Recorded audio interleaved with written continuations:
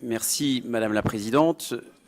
Pour 2018, contrairement à ce qu'est en train d'effectuer le gouvernement, nous vous proposons autour de Valérie Pécresse une politique du logement et de la rénovation urbaine qui est à la fois forte sur ses priorités, sur ses choix politiques, sur ses fondements et équilibrée dans sa mise en œuvre.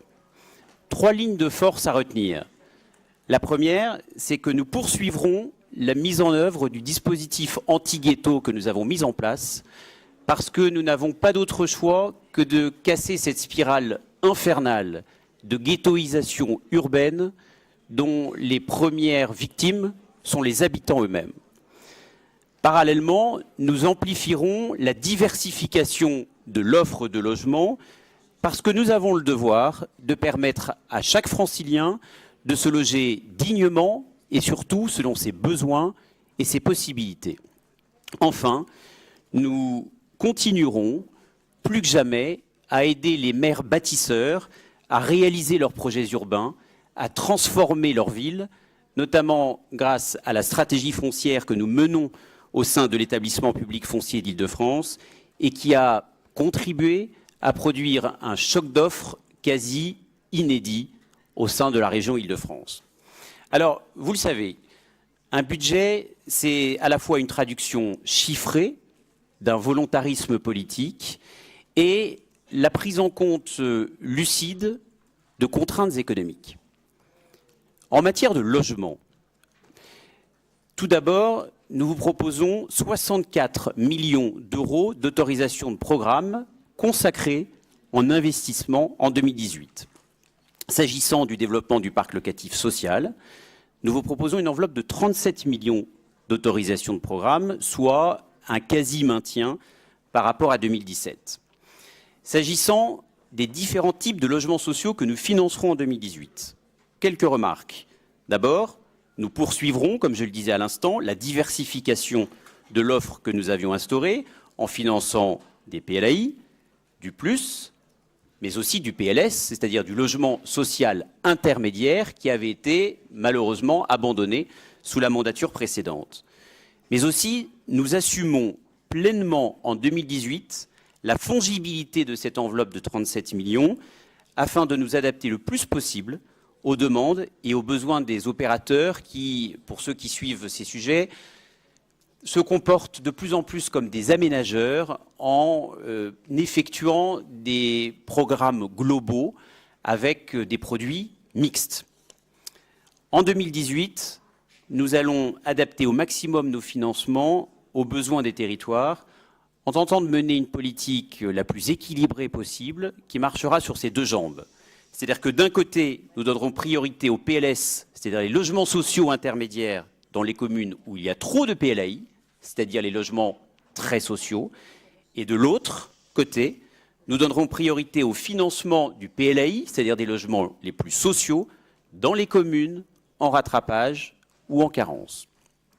S'agissant de l'aide au parc privé, nous lui consacrerons 8 millions d'euros d'autorisation de programme en 2018, ce montant ne faisant que correspondre à la mise en œuvre annuelle programmée des près de 70 labels en cours de financement.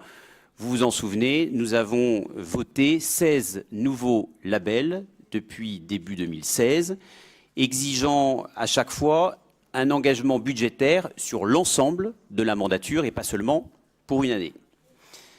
S'agissant de l'action en faveur du logement des jeunes, nous lui consacrerons 18 millions d'euros d'autorisation de programme en 2018.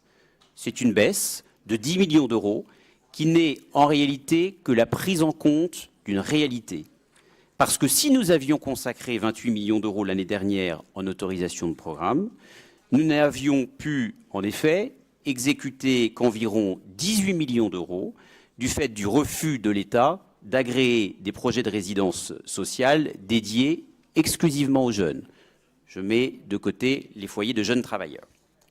Je rappelle d'ailleurs à ce titre que depuis notre arrivée, ce sont près de 5000 places de logements étudiants qui ont été créées, ainsi que 1000 logements dédiés aux jeunes. Et nous proposerons d'ailleurs à l'État de reconduire cette convention pluriannuelle d'objectifs tant la jeunesse et le financement de ces logements est une priorité pour la présidente Valérie Pécresse. S'agissant, toujours en investissement, de l'appel à projet d'architecte Dessine-moi le Grand Paris de demain, nous lui consacrerons 800 000 € d'autorisation de programme. Cet appel à projet a été un succès. Il a mobilisé plusieurs dizaines de maires. Il a permis de promouvoir la qualité architecturale de plusieurs projets locaux. Et donc nous avons décidé de pérenniser cet appel à projet et surtout de l'amplifier. S'agissant du fonctionnement, vous le savez, les dépenses de fonctionnement concernant le logement ne sont pas importantes, elles n'ont pas besoin de l'être. Elles seront de 800 000 € en 2018 parce que notre priorité est bien sûr de produire le choc d'offres, d'encourager à la production de nouveaux logements, ce qui nécessite de l'investissement et pas du fonctionnement. Mais sur les 800 000 € de fonctionnement qui seront consacrés au logement en 2018, vous y trouverez une subvention de fonctionnement pour l'Union régionale pour l'habitat des jeunes, ainsi que les subventions aux architectes dans le cadre de l'appel à projet Dessine-moi le Grand Paris de demain. S'agissant de la rénovation urbaine et de la politique de la ville, vous le savez, les subventions de fonctionnement aux associations sont depuis l'année dernière budgétées dans le cadre de la délégation de mon collègue et néanmoins ami Patrick Karam. Pour ma part, je me consacre pleinement au plan de rénovation urbaine qui mobilise 250 millions d'euros de crédits spécifiques en investissement. Et vous le savez, malgré nos contraintes budgétaires, nous avons mis en place une enveloppe inédite pour mettre en œuvre l'UNPNRU, en décidant de thématiser notre action autour de 3 priorités visant à humaniser et à revitaliser ces quartiers les plus en difficulté: la sécurité, le développement économique et les équipements en faveur de la jeunesse. En 2018, nous augmenterons notre enveloppe de 5 millions d'euros par rapport à l'année précédente, c'est-à-dire que nous serons à 20 millions d'euros au lieu de 15 millions d'euros. Et à ce titre, je vous le dis, nous déplorons le fait que nous n'ayons pu consommer, exécuter que 5 millions d'euros l'année qui est en train de s'achever. Mais en réalité, tout cela est dû au fait que le gouvernement a pris beaucoup de retard dans la mise en œuvre du programme, et ce, du fait d'incertitudes sérieuses sur le bouclage du financement. Nous, en tout cas de notre côté, nous sommes prêts.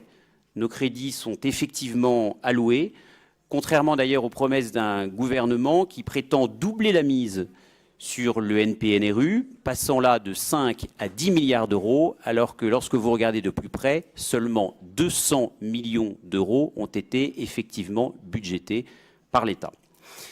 Vous le voyez, malgré des contraintes budgétaires et une stratégie particulièrement hasardeuse et amateur du gouvernement en matière de logement, comme en matière de rénovation urbaine, autour de Valérie Pécresse, nous avançons et nous produisons des résultats. Le choc d'offres dont rêve le gouvernement, nous le réalisons, avec un nombre d'autorisations de mise en chantier de près de 90 000 cette année, ce qui est tout à fait inédit. Nous voulons bien entendu aider les Franciliens à se loger dignement et à effectuer des parcours résidentiels, mais nous voulons aussi aider tous les maires franciliens à transformer leur commune et à réussir la mue de leur territoire. Je vous remercie.